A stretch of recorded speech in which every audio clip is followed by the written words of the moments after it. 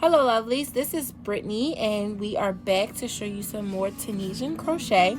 Today we are going to learn how to do the Tunisian knit stitch. So I have my yarn and my Tunisian crochet hook with the long cord. We're going to start the same way we started with the regular, the simple stitch in Tunisian. So we're going to start with a slip knot.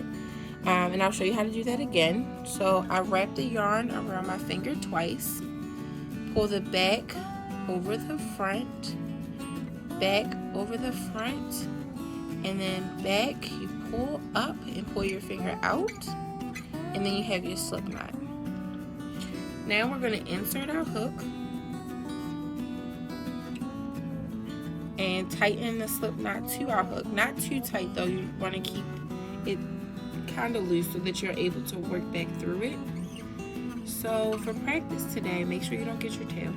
So for practice today, we're going to do, let's say 10 stitches. So chain 10, yarn over, pull through, yarn over, pull through, 3, 4, 5, 6, 7,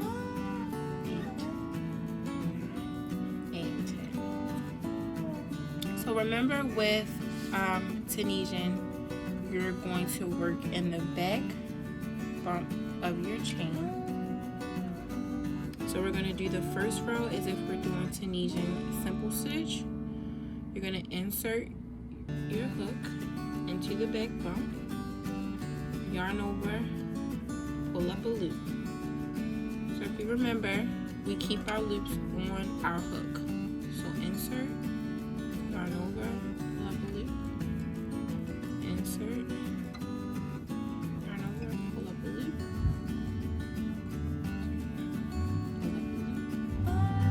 You do this all the way down. Insert, insert your hook, yarn over, pull up a loop. See, this is why you don't want your stitches to be too tight, because you want to be able to get your hook back through it. So now that we're at the end here, we have all our stitches on our hook. We're going to work a return pass as if we're doing simple stitch. So yarn over, pull through 1, then you're going to yarn over again, pull through 2, yarn over, pull through 2, yarn over, pull through 2, and you do this all the way down until you have 1 loop left on your hook. Okay?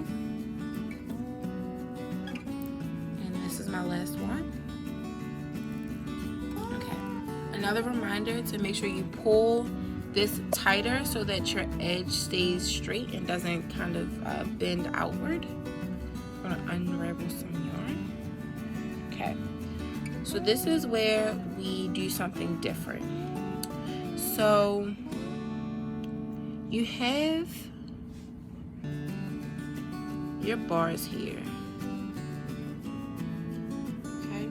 So what you're going to do is you're going to insert your hook through this bar here, like through the middle of that, and pull your yarn forward. So you insert through both, yarn over and pull through. So you're going to go through the 2 bars. So there are your 2 bars, the one in the front and the one in the back. You're going to insert through in between, yarn over, and pull back through. So it looks like you're splitting the bar in half. So we find the middle again. We find the 2 bars. You insert through the 2 bars, yarn over, and pull through. Doesn't look like much now, but it will. Find your bars, insert through, yarn over, pull, insert, yarn over, pull up, insert, yarn over, pull up. You'll know that you're doing it right because the first row is a little funky where it's like really tight and just wants to curl up, it feels different than the simple stitch. So insert, yarn over, pull through, insert, yarn over, pull through. Now we're at the end, so remember, when you get to the end, you work this like simple stitch. You turn to the side, you find those two bars, I guess you can say. Make sure that you're going underneath of both of those, yarning over and pulling through both. That keeps your edge straight and neat. So now you're going to work a return pass the same way as if you were doing simple stitch. Yarn over, pull through one, yarn over, pull through two, yarn over, pull through two, yarn over, pull through two, and you do this all the way down until you're left with one loop on your hook.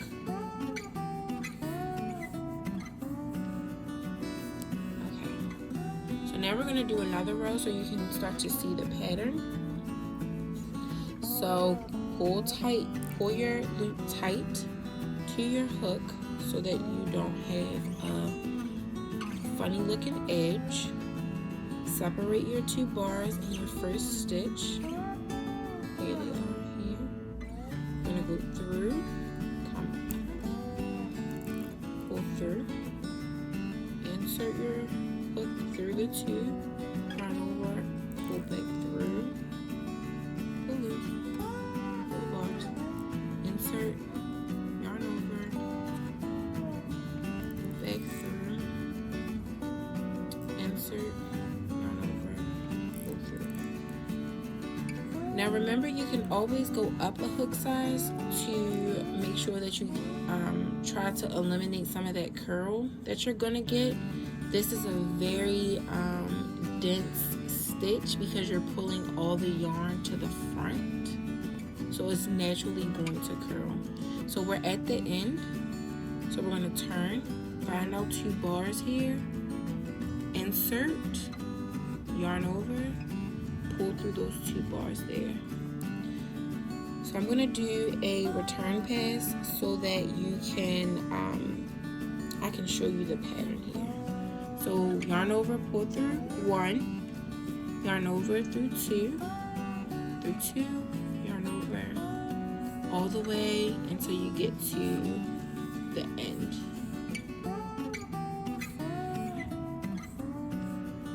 This is my last one. Okay, so this is called the knit stitch because if you lay it flat, you look like you have, if you're familiar with knitting, this looks similar to the knitting knit stitch. I'm going to do another row so you can really see it. So on the right side, you'll have knit stitches, and on the back side, if you flip it over, you'll have what is considered purl stitches. So if you're familiar with knitting, then that terminology should be familiar to you. So I'm going to do another row just so you can really see the pattern. So we're going to find our bar here, our two bars, and insert our hook through. I hope you can see it. Let's do really slow. Okay, so I'm going to slow it down so you can see it. So insert to your, in between your bars, yarn over, pull back through the two bars. Okay, so you find your two bars, insert your hook, yarn over, and pull back through. Okay, find your two bars again. Here they are. Insert, yarn over, pull through. See how this is starting to look like a braid going up? That's the knit stitch. That's cool. We'll get a sample of knitting so we can put them side by side. Cool. So now you insert again, yarn over, yarn snag there a little bit. Let me do that stitch over. Okay. So we're going to insert here through our two bars, yarn over, pull up a loop, insert in the two bars, yarn over, pull up a loop, insert, yarn over, pull up,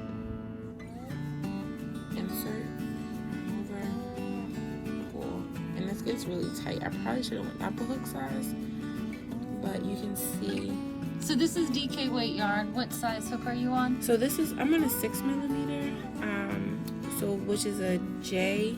So you probably need to go up one more size to an 8, an 8. I think there's a K. So I would go up to an 8. So go up 2 sizes from a 6. Okay. So let's turn to the side so you can see your 2 bars here. Insert, yarn over, pull through, and then you see it on the hook so you can really see it. Okay, so we're back with a few more rows on our sample, and we also brought over a knit sample so that you can see the similarities between the knit stitch in Tunisian and the knit stitch on actual knitting needles. So when I lay the Tunisian sample over the knit sample, and you see them side by side, you can see how the stitches look pretty much the same. So you have the knit here, and then the same braid here.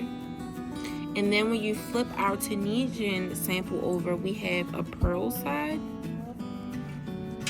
Let's see, trying to get a good look on that. So here's our purl side in Tunisian. Not perfect, but you get the point there.